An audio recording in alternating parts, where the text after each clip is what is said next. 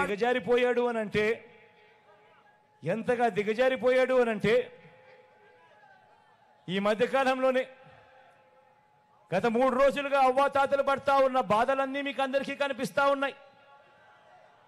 ఏ స్థాయికి దిగజారిపోయాడు అనంటే ఆ వాలంటీర్లు వెళ్ళి ఆ అవ్వాతాతలకు ఇంటికి వెళ్ళి గుడ్ మార్నింగ్ చెబుతూ చిరునవ్వుతూ 1వ తారీఖున ఎప్పుడూ కూడా క్రమం తప్పకుండా ఎప్పుడూ కూడా మిస్ కాకుండా నెల 1వ తారీఖు వచ్చేసరికి సూర్యుడు ఉదయిస్తున్నాడో లేదో కానీ వాలంటీర్ మటుకు చిరునవ్వుతో వచ్చి తలుపు తట్టి సెలవు దినమైనా పండుగ దినమైనా కూడా వచ్చి అవ్వ తాతల ముఖంలో చిరునవ్వును చూస్తూ మనవల్లగా మనవరాళ్ళగా అవ్వ తాతల చేతుల్లో పెన్షన్ పెట్టి ఆ వాలంటీర్లను కూడా ఇదే పెద్ద మనిషి చంద్రబాబు నాయుడు గారు పథకం ప్రకారం ఎలక్షన్ కమిషన్కు నిమ్మగడ్డ రమేష్ అని చెప్పి తన మనిషి చేత లేఖలు రాయించి ప్రెజర్ పెట్టించి ఏకంగా వాలంటీర్ అనేవాడే లేకుండా వ్యవస్థ అనేది లేకుండా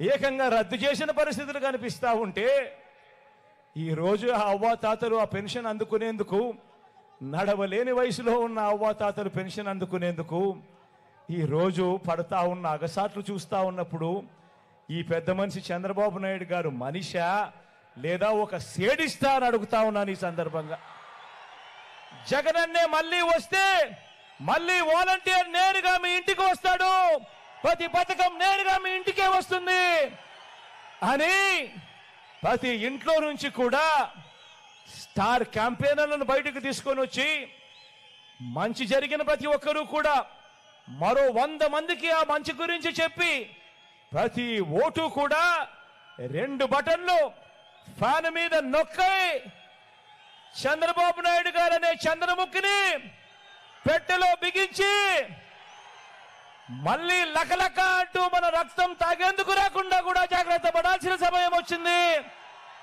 ఈ యుద్ధానికి మీరంతా కూడా సిద్ధమేనా అని అడుగుతారు.